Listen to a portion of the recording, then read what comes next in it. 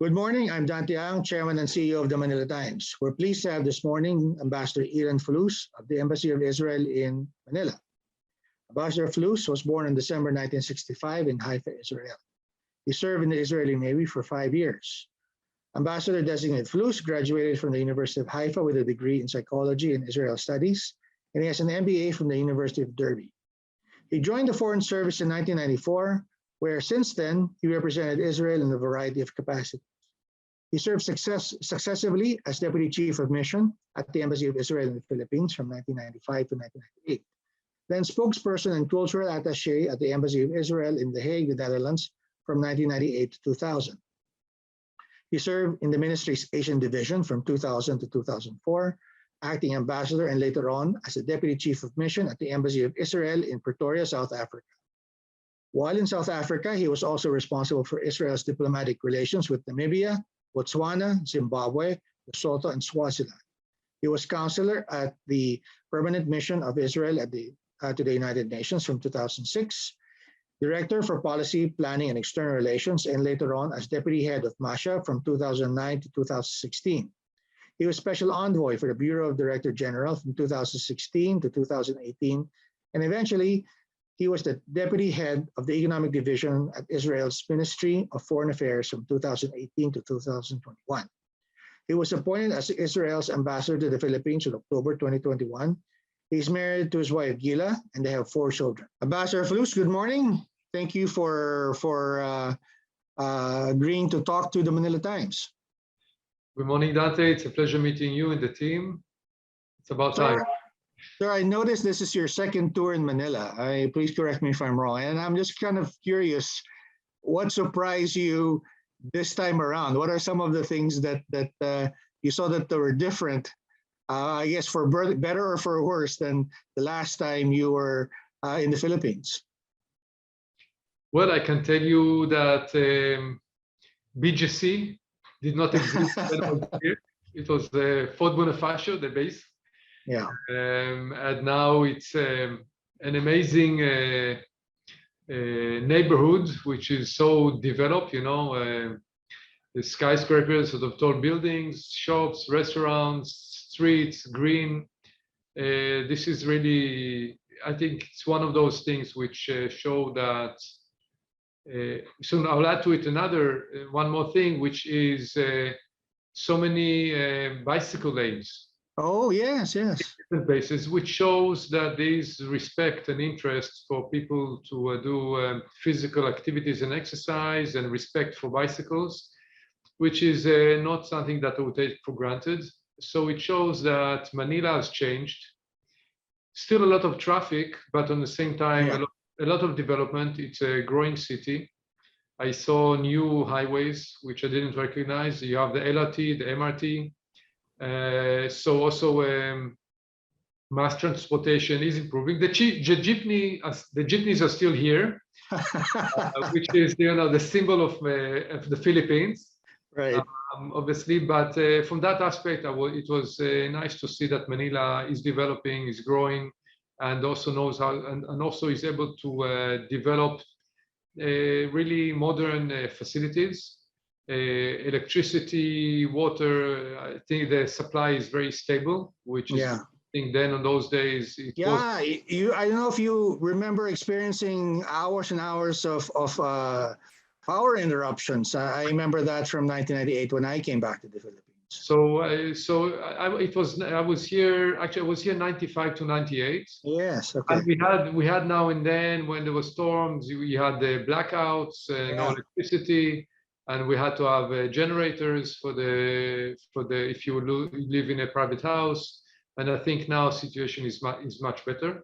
I think also a lot of, I mean, there's more awareness to a lot of issues if it is on the environment. And I just you know, was following the Philippine involvement in the Glasgow summit, the COP, which is sort of on the issues of climate change and environment. On the other hand, I saw a lot of familiar names. And the families, and maybe the nicest thing of all is, and this is probably the main reason I wanted to come back, is the Filipino people haven't changed. very nice, very warm, very open, very open for interaction, for friendship, for really to speak out their minds and open their hearts. And as a foreigner, it gives us a very good feeling of being here, very welcomed, which is really great. And I met some old friends from 25 years ago, and it also brought back memories You since now. stayed in touch. That's nice. With a few, we stayed in touch. With some, we renewed relations. And it's also very moving to come back to a place where you lived for 3 years. My second son was born here in the Philippines. Oh, wow. So, Okay. yeah, so So when he comes, he's like we could consider him Filipino, or at least made in the Philippines, eh? exactly, exactly. By the way, I consider myself as a diplomat balikbayan. Balikbayan. This is my description of myself here. Okay. I was able to also travel, a little bit outside of Metro Manila, which is also I see also development outside the city. And basically, it's just great to be back here again. Oh, we're glad to have you back. Maybe we can start things off. Just if you can give us an overview of Philippine-Israeli relations. What's keeping you busy? I mean, what are the priorities, or the marching orders that you're carrying out from Tel Aviv? What's keeping you busy here? So I would like briefly just to mention that relations between Israel and the Philippines traditionally are very warm, friendly, and close. And it goes back to just before the Second World War in 1938, when the Philippines gave a safe haven for 1,300 Jews during the time of President Quezon, which also creates a special bond between us and Quezon City. And secondly, 1947, when the United Nations had the vote on establishing the State of Israel, and the Philippines was the only Asian country who voted for the establishment of Israel. And again, so if I look back on the history, we have I would say, a very good rapport together, and the history of partnership and understanding each other. And since then, we had many years of close cooperation. Most of the cooperation was historically since the establishment of relations, and then we opened embassies in 1962 in both countries. Very close cooperation in the area of agriculture, of education, of public health. Filipinos going to Israel for training, Israeli experts coming here, research done here, across the spectrum. A lot of cooperation, also government-to-government discussions, but in general, and I would say that it's more, Israel was in 1962 still a developing country, but already had an development agency. They created cooperation because Israel was also facing development challenges. And although we're members of OECD, we are still facing development challenges due to climatic conditions, due to geostrategic issues. So I think we are still very close in the approach and the mindset from that aspect. In the last few years, we have seen the relations. I think there was a significant step forward. The latest event which I talk about is really the historic visit of President Duterte to Israel, which 3 years ago, 2018, which I think was really a very strong message, being the first acting president to visit Israel. And he didn't come to Israel only for pilgrimage in the Holy Land. There were political issues and many other issues, but I think this was a very strong signal to us as government, but also to the private sector, that it is time to increase the cooperation. And I can say that this also reflects my priority. My priority today, it also reflects where Israel is standing today. And I think what we can share with the Philippines. My vision is to see a very close partnership in the area of innovation and technologies. Israel is a global hub of innovation. A lot of multinational companies, I mean, we have more than 350 multinational companies who established in Israel, either a research and development center or a scouting office, basically looking for new technologies or developing new technologies in Israel, or buying high-tech and startup companies in Israel, or the big companies. We have more than 50 unicorns in Israel, so the companies are more than $1 billion.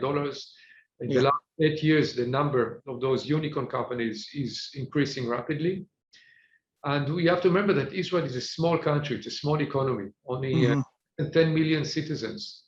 So our market is not big enough to serve all those technologies in Israel, and this is why Israel is always looking out.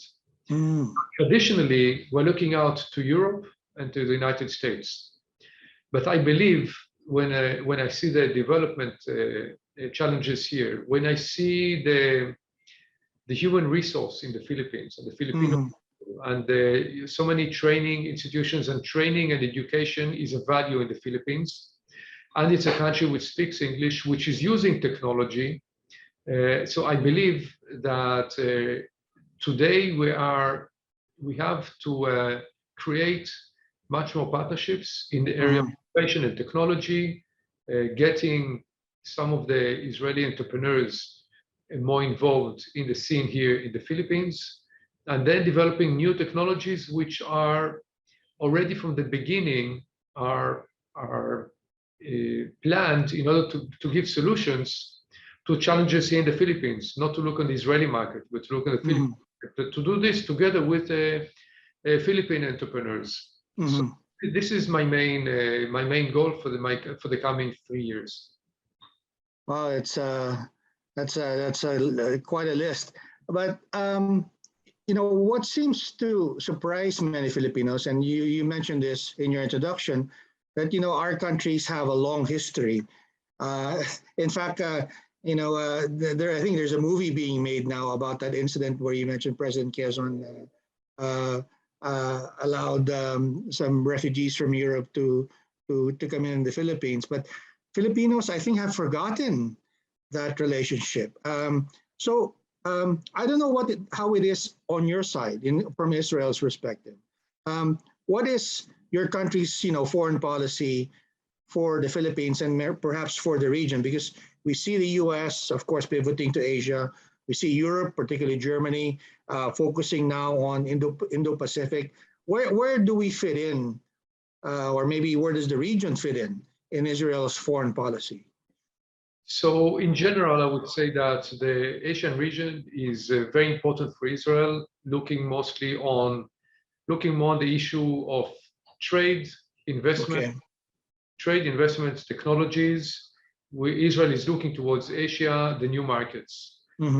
China is a big economic, let's say, global player, but also in India and also in the rest of the countries. So, for an example, but if I go specifically to so I would say the Asian region is important for Israel from that aspect. Okay. We are not a global player when you talk about strategic issues. You talk about the US. Israel is very much focused from one side on the Middle East, and I'll be happy to talk later on the Abraham Accords and a little bit about the developments and the changes, which I think are dramatic in the Middle East. But when we look towards Asia, we would focus on the issue of technologies, innovation, trade, and investment. And when we look at the Philippines, we opened just a year ago a trade office, economic and trade office here in Manila, with a representative here at the embassy, with a representative of the Ministry of Economy. He's focusing his work on creating business-to-business connections, also with government, but mostly on business-to-business, because at the end of the day, the daily activities and the daily implementation of this is to get businesses together, because private sector for the long term needs to see a profit, needs to see their goal. They have to bring an income to the shareholders. They have to change reality. So it is the private sector. So we opened a trade and economic office here in Manila. We also have now, since a year ago, a representative of the Israeli Ministry of Defense to focus also on issues of defense and security cooperation, looking on, in general, cooperation, obviously also on the issue of technologies. And Israel is a source of a lot of defense technologies and systems. Mm-hmm.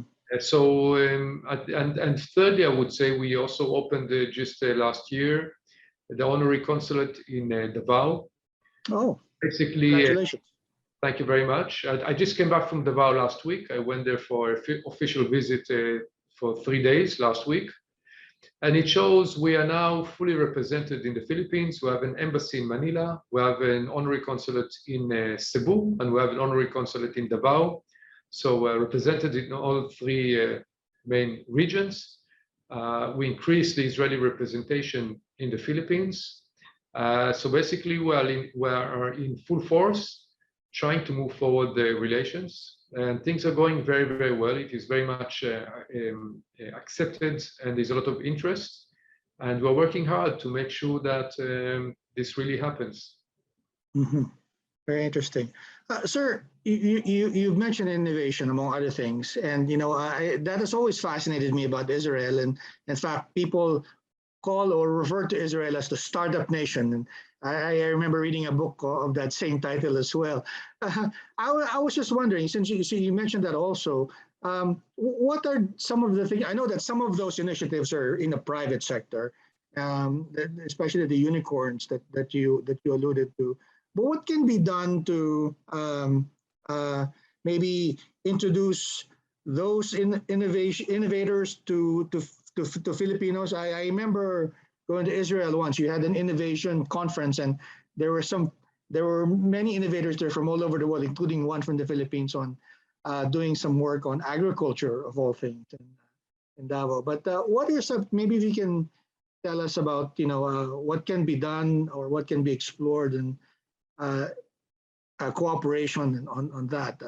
We'd like to learn more from Israel in that regard. So yes, Israel, as I said, Israel, it's a hub of innovation. You said the startup nation, all kinds of titles and technologies coming out of Israel. And today, what we do is really the Israeli exports are very much towards the high tech and the innovation and technologies, less than products. And this is also the most of our engagement. Now in Israel, we have an innovation authority which tries to help the market. It doesn't create the market, it doesn't dictate the market, but it helps to facilitate with some governmental investments in areas that we believe that there should be more innovation, and the Innovation Authority works mostly in partnership with private sector. So we believe the government has to put the foundations, the structures, but at the end of the day, most of the work has to be done by private sector, and this is what's happening. So with the Philippines, I'm trying now to actually learn and understand the innovation structure in the Philippines. And we are in discussions with the relevant government entities, but also I met the president of De La Salle University last week. Okay. Because I believe, for an example, one of the sources of innovation in Israel is obviously the universities. And a lot of programs and incubators and in the universities, which help the students already from that stage think as entrepreneurs, and they can develop already in the university their startups. The university gives them all the support and guidance and mentoring, including how to make a startup a business. What I'm trying to do, for an example, is create linkages and partnerships between incubators in Israeli universities and in universities here in the Philippines, and getting students to work together on Israeli and Filipino students to work together on addressing challenges of the Philippines. So, for example, working with a Philippine company or companies, understanding where do they see challenges, where do they have problems, and then basically present it to the students, and then get the students from both countries work together in suggesting solutions. Then they will put back to the company, and the company can decide, okay, we're going to invest in this solution, we'll move to the next stage, or all kinds of decisions. We have similar models in other countries. It needs an investment, some support from government, but basically also investment by the private sector, which I think should be interested in modernizing and finding technological solutions. So this is just one example, but I'm also meeting Philippine companies and the big industries in the agricultural sector, which is still a very significant employer in the country. 30% of workforce, 30% of workforce in the Philippines is employed in the agricultural sector.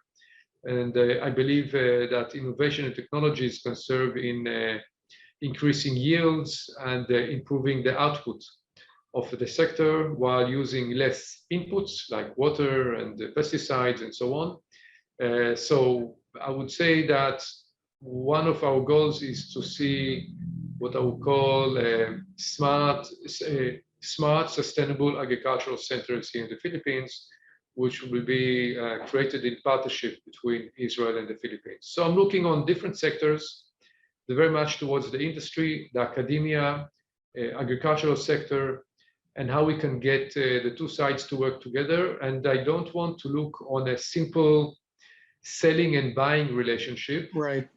Really on a common approach, common investments. Interesting. Yeah. There's quite a lot of, a number of exciting things going on that aspect. And maybe correct me if I'm wrong, but I think there's more that can be done on what you mentioned about cooperation, between Philippine academia and Israel. I was wondering, maybe do you think we can have some lectures here by some of your Nobel laureates? Maybe Daniel Kahneman can do some lectures here, maybe on Zoom, on behavioral economics, and maybe who's the author of that *Sapiens* book, Yuval Noah Harari, maybe can even talk about. I've seen these people do some talks on the Google campus and elsewhere. Do you think maybe we can, through your initiatives, do you think maybe we can have them also speak to a Filipino audience? Absolutely, we're doing that. There is an Israeli entrepreneur. Her name is Inbal Arieli. She wrote a book called Chutzpah. The Chutzpah. Okay. Chutzpah means in Hebrew to be cheeky. Yeah. Basically, not always to respect instructions you get from your superiors. Yeah. One of the secrets of the success of Israeli innovation, basically, when you have been told how to do something, and then you say, well, but I think we can do it better. Mm-hmm. It's okay to propose to do things differently. It is okay always to try to improve, to lower costs, to improve systems. And it's also okay to fail, because then you start again. So we got Inbal Arieli, who wrote this book, and she's an Israeli entrepreneur, many years in innovation. She gave a lecture here, I think 2 weeks ago, to the Israel-Philippine Chamber of Commerce. I see. And with the La Salle University, we also talked about those options. We have quite often Israeli speakers engage with Philippine audience, if it is on COVID-19, if it is on innovation and technologies. And we're actually looking to create more engagement of this kind. I think it is important. And today it's even easier. Traveling between the two countries is long. We don't have not yet direct flights. But today with technologies, and you have so many platforms, right? Platforms help to bridge between people. And we see we're doing much more over Zoom and other platforms. Right. And open for any new sort of audiences who would approach us at the embassy. who are not only open, who are interested in engaging with more institutions, more departments, more universities, and to try to get the two countries, and I would say the two peoples, closer to each other. Now, I have to say that we have to remember there is, we didn't talk about it, but we had before COVID, there were more than 30,000 Israeli tourists who came to the Philippines a year, 2019. Oh, wow. Okay. And Israelis have realized and identified this amazing tourist destination. They used to go a lot when they traveled to Asia. They used to go to Thailand. Thailand has so many Israelis now, and people look for the quieter places. So they started coming to the Philippines. Now we also have close to 30,000 Filipinos going to Israel. Wow. A lot of them, I would say most of them probably go there. You know, it's the Holy Land, the land of the Bible, and I certainly appreciate it. I'm also sort of a religious person. I follow the Jewish tradition, Jewish religion, and I totally identify with it. But what I'm saying today is that we have to, I think, not look at Israel only as the Holy Land. Yes, it is the Holy Land. We have to go there and visit the Christian places. However, but on the same much more. Yeah. That is much more. And you can add a couple of days to look more on Israel today, if it is on fun and getting to know people and nightlife in Israel. And Tel Aviv is considered one of those very, very open and lively cities. And you can also look at on technologies and the food scenery, culinary. Israeli wine is now, I mean, it's amazing. You have so many gourmet wine in Israel. So Israel is multifaceted. The Philippines is multi-island. Sort of, you have a lot of islands, a lot of different cultures, a lot of different places. So I think there's much more that we can do and should do. Yeah. Get the two countries closer. Yeah, and you know, just pressing on this point, I mean, you have also excellent universities. Now, I noticed that the North Americans in Europe's Europeans are also going to Israel now for university, and I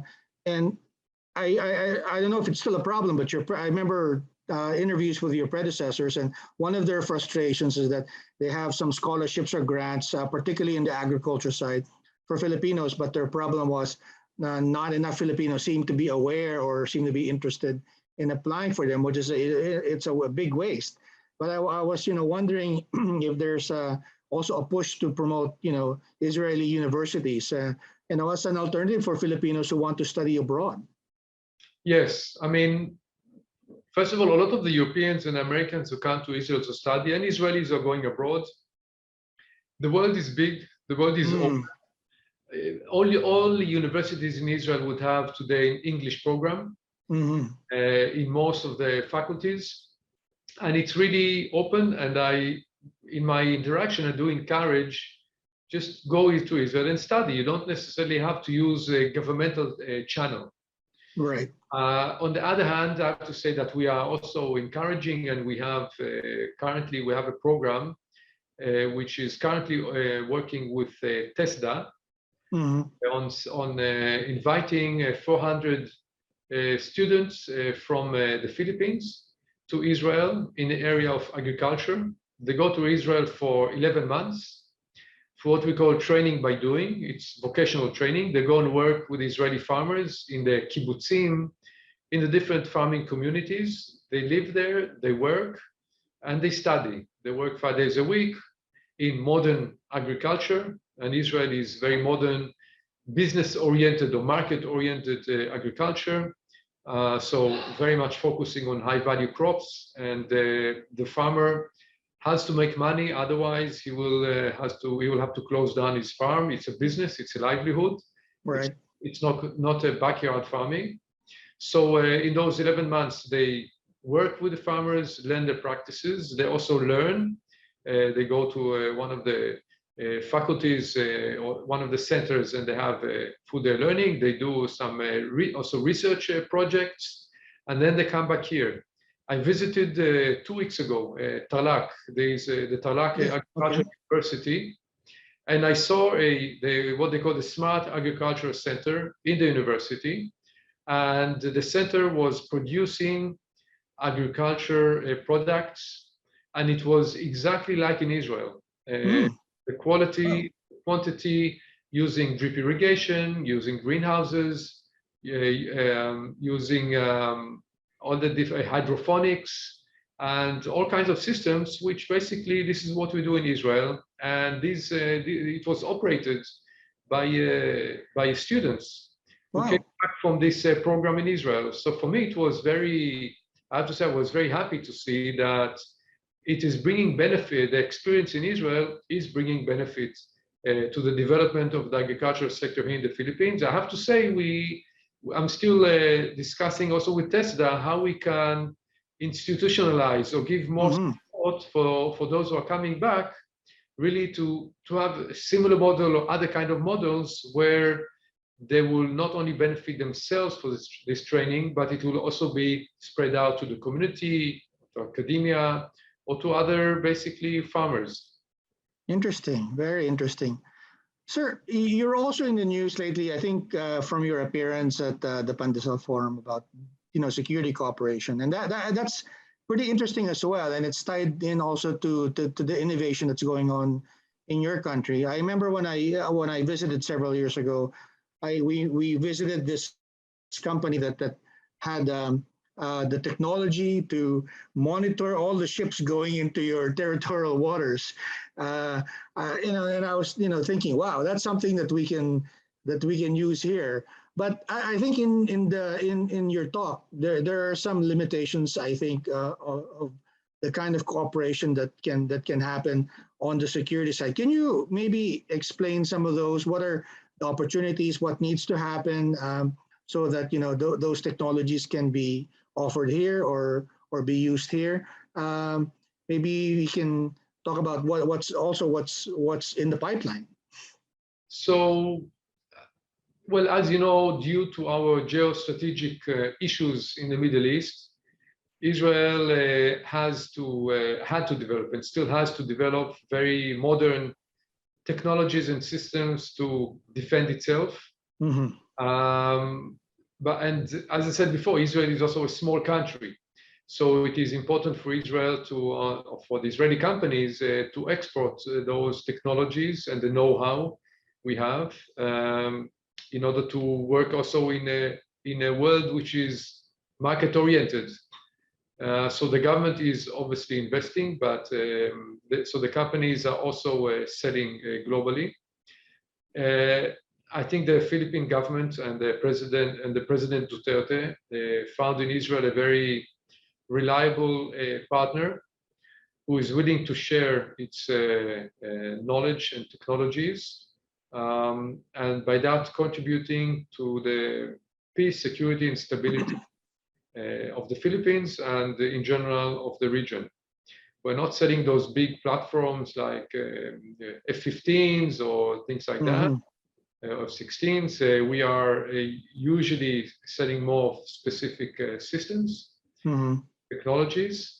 We're working with all the different arms of the Philippine Armed Forces, if it is the Air Force, Navy, Coast Guard, very close cooperation, part of the modernization program of the Philippine Armed Forces. So we are taking part in this process, where Israel has unique expertise and the unique technologies. I think we are good in, as you said before, innovation and technologies. Our systems are very advanced. At the same time, usually they are quite affordable. Because Israel, again, because of the challenges, we always try to find the best affordable solutions and not going on into the very big, expensive ones. This is the uniqueness of Israel being a small country and looking for the relevant technologies. So there's very close cooperation. As I said, we have a representative of the Israeli Ministry of Defense. We have close coordination, discussions, an exchange of experiences and technologies. What about, well, since you mentioned technology, so what about cybersecurity? I don't know, is Israel selling the Philippines Pegasus, or or maybe some other, because there's so many things going on now, everything is going digital, right? And we're seeing now that the threat has, become larger from the guy in the basement somewhere to states actually sponsoring terrorism. And, even the fundamentalists have gone digital to social media.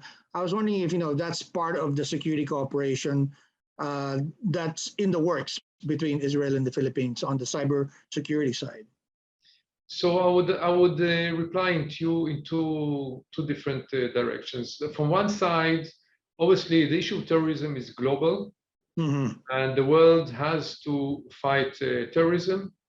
And from that aspect, Israel creates partnerships also with the Philippines, and certainly, and I met quite a few of the very high-level officials here who have been different training programs in Israel and exchanges on the issue of combating terrorism. It's not only unique to the Philippines. There are many countries, but obviously the Philippines is one of those countries who are looking for solutions, and Israel is absolutely cooperating on those issues. On the second hand, let me go to answer you also on the first part of your comment. The world today, since COVID-19, has become much more digital. Right. And then you have critical infrastructure, who is also digital. You talk about the banks, you talk about ports, you talk about insurance, you talk about businesses, you talk about the supply of petrol, of oil. Right. What happened in the States. So Right. Cyber protection is very important. I believe cyber protection is very important for an economy of any country, and especially for critical infrastructure. And this is something we are also trying to engage and to promote here in the Philippines. There are a lot of Israeli companies in cyber protection, and there's a lot of investments in Israel in this sector. We have opened even in the southern part of Israel. Part of the development efforts in Israel, if I'll go back a little bit, I move to a little bit sideways for a minute. Tel Aviv is the center. Jerusalem is the capital of Israel. It's the holy city. Tel Aviv is the capital of business and culture and nightlife in Israel. But like in the Philippines, again, we're a small country, but we also look at the periphery and how we can, the governments can also create more development and bring the technologies to the periphery of Israel. And we basically, Beersheba, which is the capital of the southern part of Israel, which is a desert, and that's basically today considered the capital of cyber security in Israel. Interesting. Quite a lot of startups and research and development. There's a whole industrial zone which is focusing on cybersecurity companies. So there's a lot of work on that aspect, and we're certainly looking to have Israeli companies and Israeli knowledge assisting in cybersecurity here in the Philippines. As I said, defensive systems. Yeah, I don't know if you are allowed to mention any company names, but are there any deals that are in a serious stage of negotiations right now? Or? I know there are quite a few quite progressive initiatives, which I'm aware of, which I cannot go into the specific details. Of course. Because it's end of the day, these are commercial initiatives. Right. It's so the privacy of the companies. But certainly, as I said, the defensive cyber is something very, very, very important. Yeah. I read just last week, I think there was a report of the Bankers Association here in the Philippines, estimating that 1 billion pesos were lost due to cyber fraud. Yeah. And again, here, I believe, I mean, I guess if you look globally on the economy, there's probably much more losses than what we know. So I think this will basically contribute to a better and safer economy. Interesting. Sir, before I bring in the other two reporters who are here, I was wondering if you can give us an update on if there are any negotiations with commercial flights. I know, again, this is a private initiative, right? But I think there is already an air agreement, right, between the Philippines and Israel. But are there any serious talks about perhaps maybe if not from Philippine Airlines, from Cebu Pacific or somewhere else, looking to go to looking to fly to Israel? So if I may, just one last comment on the previous issue on cyber. Yes, sir. Go ahead. Say that we have also discussions between our national cyber agency and the Philippine government here on cyber. And one last point, going back to where we started, when we talked about economic trade and investment, and we just had now a delegation in Israel to try to finalize a text which was negotiated on an agreement of protection of investments between the two, which I think it's led by the Board of Investments here in the Philippines and the Israeli Ministry of Finance, other ministries involved. I think this is also a very important agreement and very important message, encouraging investors from both countries to feel comfortable and protected in order to invest in the other country. It was important for me to mention this. I think it's one of those. The role of government is to create the foundations and the structures which will then enable the private sector to move forward. So this is one of those things. Now, going to the aviation sector and to direct flights, this is very, very important. We know that having direct flights between countries basically creates, so much movement. It will change dramatically. I met the president of Philippine Airlines 3 weeks ago. Obviously, it is an initiative of a private company which has to work for profit. Airlines have to make money at the end of the day, and this is what Philippine Airlines is looking for. They see a lot of opportunity in the direct flights. As I mentioned before, we have tourists on both sides, and there's another segment Sunil mentioned, which also contributes a lot to the movement between our two countries. We have there is an aviation agreement between the two countries, so the government-to-government foundation is there. End of the day, it is a decision, and having all the dots falling in the right place, which will convince finally Philippine Airlines to start flying. They're going into practical preparations, and they are planning to start flights on April. April 2022. Obviously, a lot depends on all kinds of things, including what's happening with it. So things are changing dramatically from day to day. So we think we're going in the right direction, and suddenly a new variant comes up.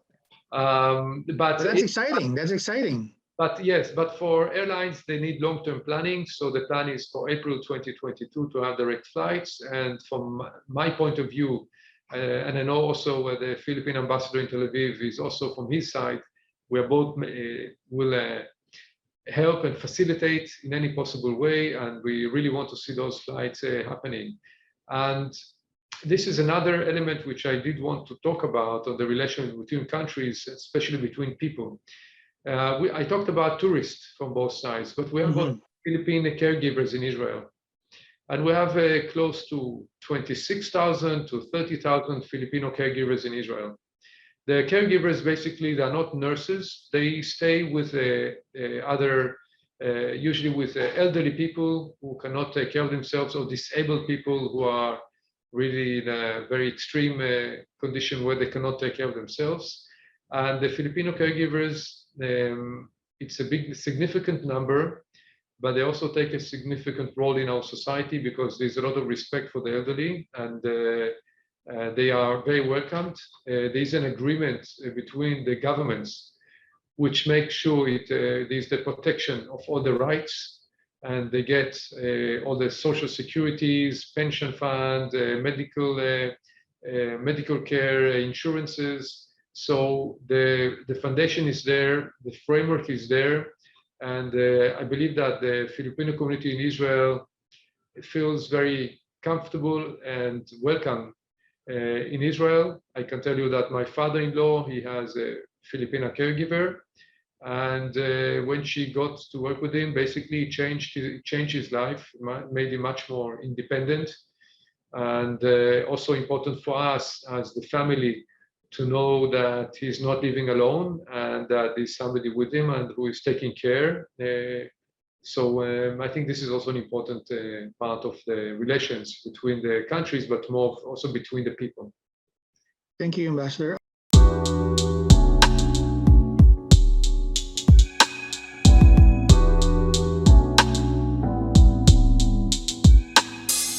Perhaps we can go first to Bernadette Tamayo. Bernadette covers foreign affairs for the Manila Times, and she's also preparing now to leave for Dubai, I believe, for a fellowship in ASEAN. So she may have some questions about uh, your region in the world, region of the world. Bernadette, you want to ask some questions? Good morning, Ambassador. Good Uh, morning. Good morning. hello. I will ask about tourism and COVID. Will there be any adjustments or changes in Israel's plan to accept foreign tourists in view of the threat of the new COVID variant, Omicron? Yes, I was. This is one of those new realities because until end of last week, I was talking about Israel, a country which opened for tourism finally at the 1st of November. We totally opened up for tourism. We were closed for tourism since the beginning of the pandemic. And we opened the 1st of November for individual tourists and groups as long as they were fully vaccinated in a vaccination that was recognized by the World Health Organization, and obviously with negative tests. The vaccination, by the way, you're considered vaccinated in Israel if the vaccination was done in the last 6 months. If it is more than 6 months, then you have to do the booster or you're considered non-vaccinated. So we opened up, and then there was an emergency cabinet meeting in Israel on Saturday night, a meeting of the cabinet led by Prime Minister Bennett, obviously with all the experts from the Ministry of Health, but all other relevant ministries were there. And the decision was to close again Israel for tourists, and also to there were a list of 50 countries which are considered red countries, meaning people cannot fly to Israel, no direct flights currently from Africa to Israel. And also for Israelis and anybody who does come into Israel now, if he has a permit to enter Israel, he has to go into, if he's vaccinated, he has to go into 3 days quarantine, home quarantine, and then have a test after 3 days. And if the test is again negative, he'll have a test upon arrival at the airport and another test after 3 days. And if both are negative, then he's free from the home quarantine. So regulation has now again become strict. I think until, and I mean, you see this globally, also here in the Philippines, and we see this in many countries, until we understand how to deal with this new variant. So unfortunately, this is where we are today, this morning. I remember Israel months ago sent a team of medical experts to help the Philippines address our situation, our COVID situation. Will there be another batch of medical experts to help us again with our COVID response? We had 2 delegations who came from Israel to the Philippines last June and last July on 2 different topics. The first one was on the issue of testing and vaccination, and the second one was on the issue of the clinical work and the work of the hospitals. So we did also some seminars.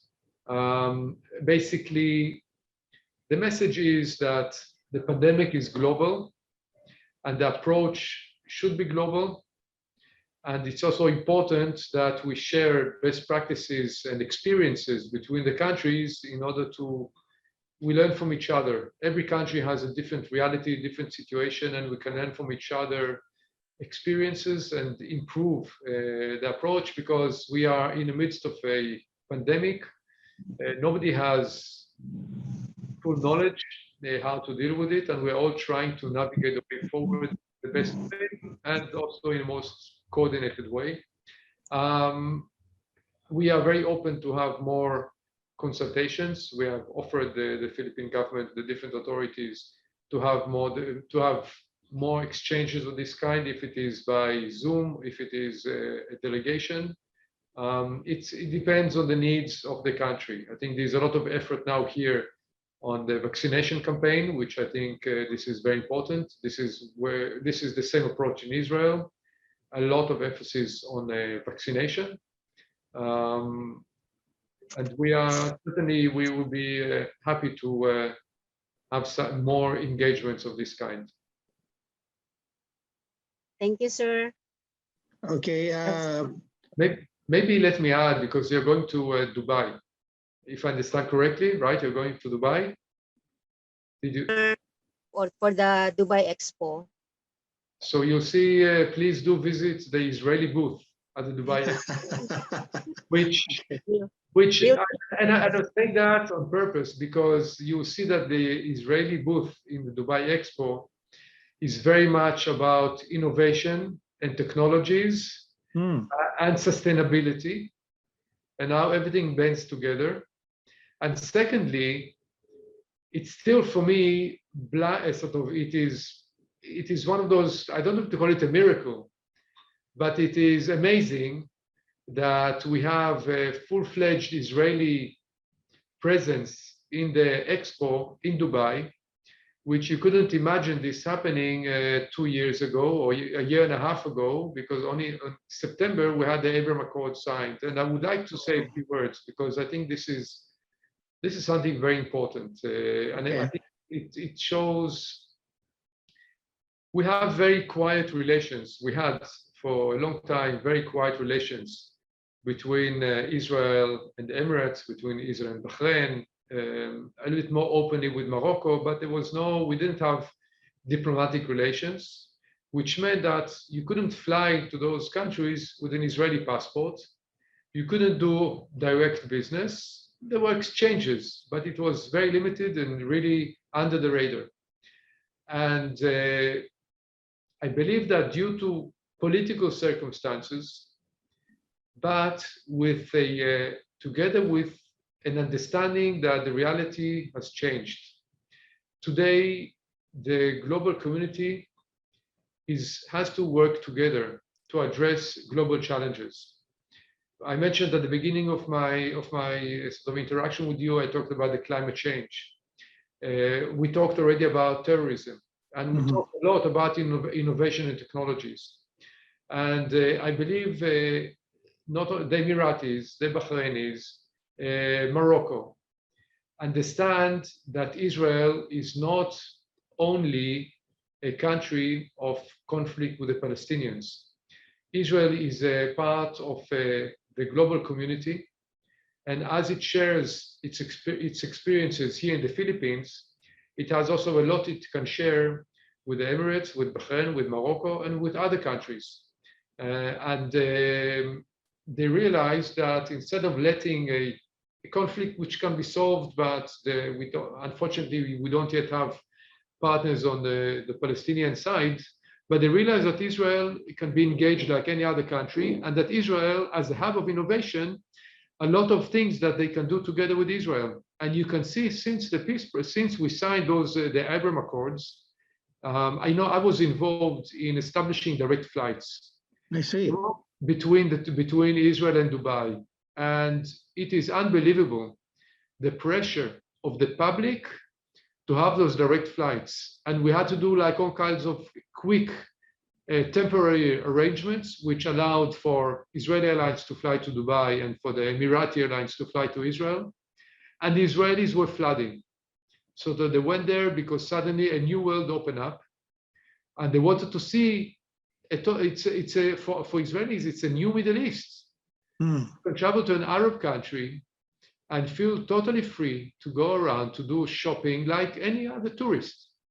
So, and to see the culture and to feel very much welcomed. And as I was there as part of the official delegation, the hospitality and the warmth and the friendship, which it was, you felt like really like cousins meeting once again.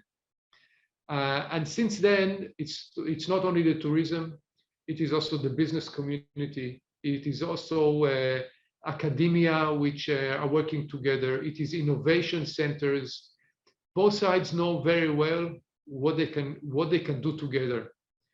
A lot of business private initiatives, government initiatives. Just recently, there was an energy water agreement between Emirates, Jordan, and Israel. From one side, producing. Israel is very small, not enough land to have really big solar energy facilities. However, Jordan has also a lot of desert and also a lot of land which is spare. So having making energy, solar energy in Jordan, at the same time making through desalination water on the Mediterranean in Israel, taking seawater, desalinating it to potable water, to drinking water, and the water goes to Jordan and the energy goes to Israel. Both countries, obviously, it's also these are initiatives which have to be there are costs. So 3 countries are working together in bringing critical services to, if it is water, to Jordan, and if it is electricity to Israel. So there's a win-win-win here. So just I bring this example from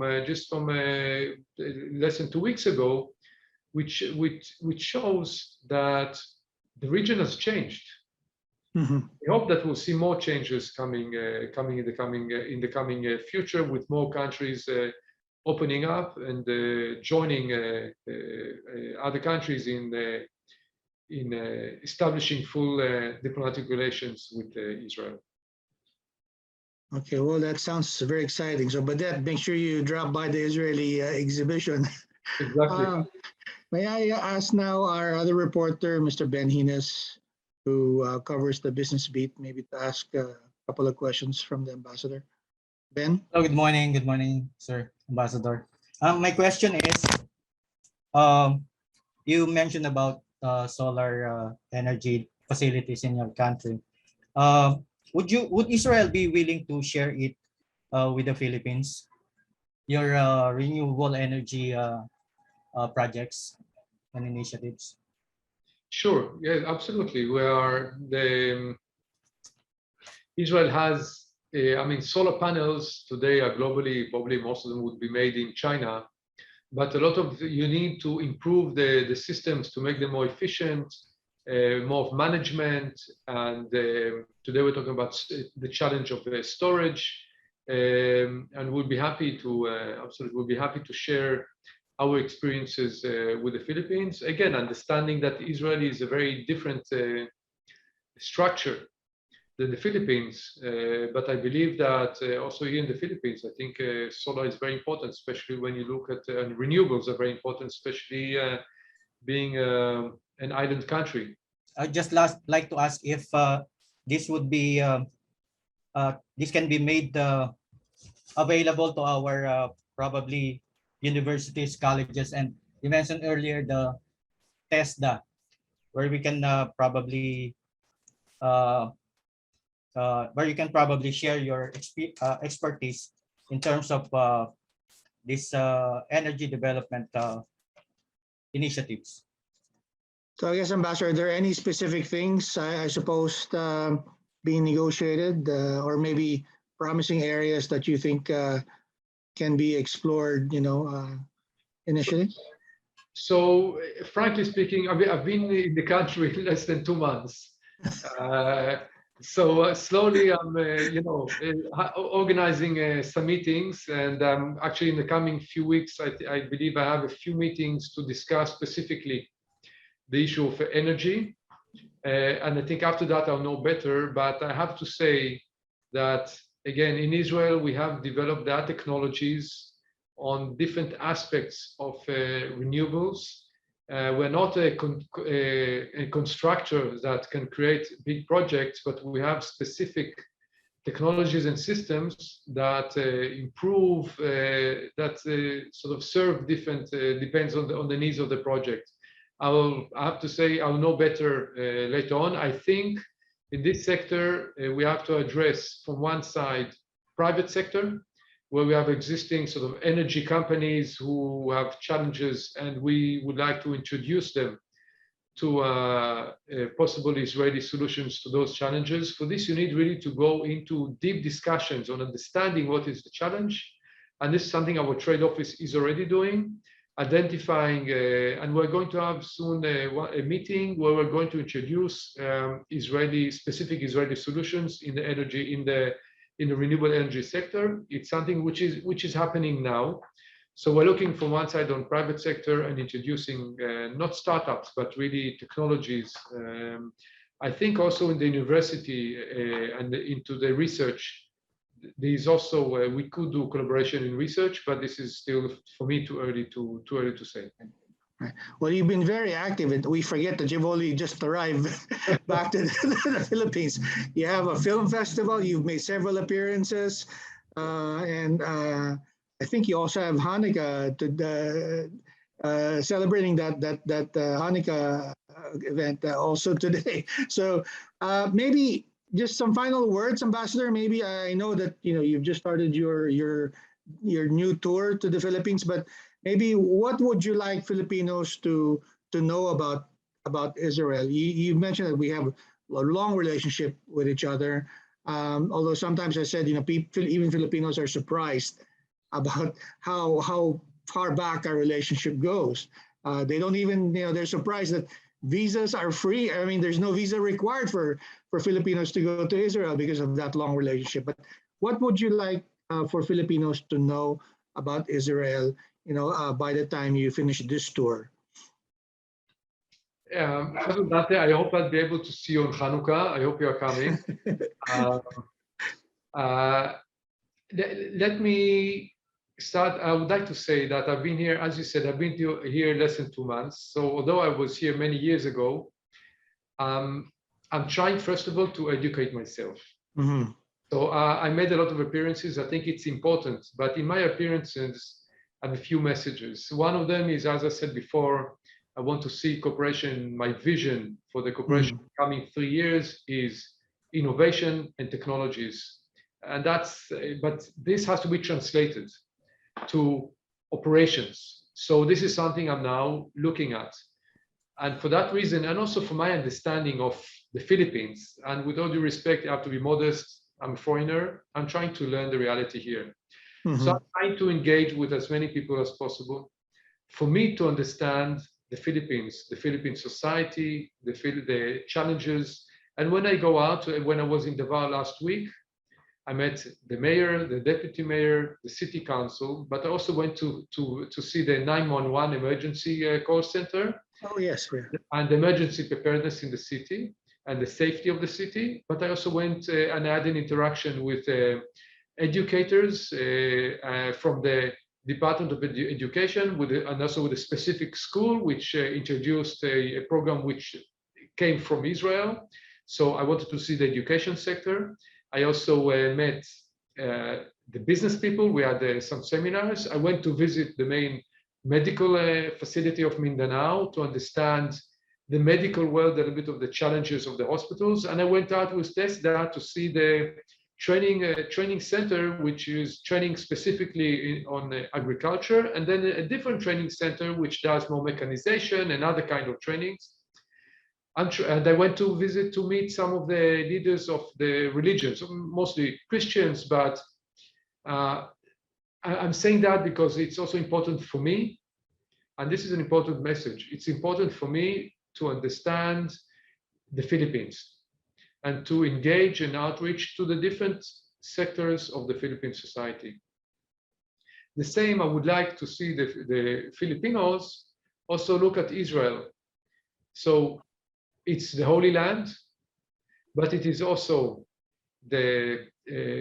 as you said, it's a startup nation, source of innovation and technologies, but this also has to be translated from one side to concrete business opportunities. So looking a lot on the private sector, but then also on government to government exchanges and programs, because you have to go on all different layers. And then there are academia, the universities, obviously interaction with the media, because the media are getting out to the people, for them to understand what Israel is all about, and to understand the depth of the relations and the partnership and the interest and will of the outreach of the Israeli embassy in the Philippines and in general the Israeli people to the Philippine people. This was also exactly the message which I delivered when I presented my credentials to President Duterte in Malacanang. Was this outreach, was all those issues which I just now which we just now discussed. Well, Ambassador, that's very Obviously, in a very short time. very short time, but very productive, I believe. Sir, thank you very much for your time, Ambassador Fluss. And if you don't mind, we'd like to reach out to you again when there are major developments. Please think of us when you have some also news to share to the media. Would be happy to do this roundtable again, perhaps next year. Thank you, sir. Thank you. Let me just say that we talked about the COVID, and it's a global issue. And yes, I think this is also one of those areas which brings us closer together, us, the Philippines and Israel, but also the global community. And finally, to say that I hope, and as we can see the first indicators also here, also in Israel, that economy is starting to come back again and to revive, and indicators are getting better, and people are able to go out and to shop and to dine and to sort of in a safe way, but we feel that things are opening up. So I just would like to share with you also my personal hope and prayers that we are going in the right direction, and especially also here in the Philippines. And I just hope that this will continue in this direction and hopefully not have to reverse because of all kinds of surprises. Thank you, Your Excellency. Thank you for your time.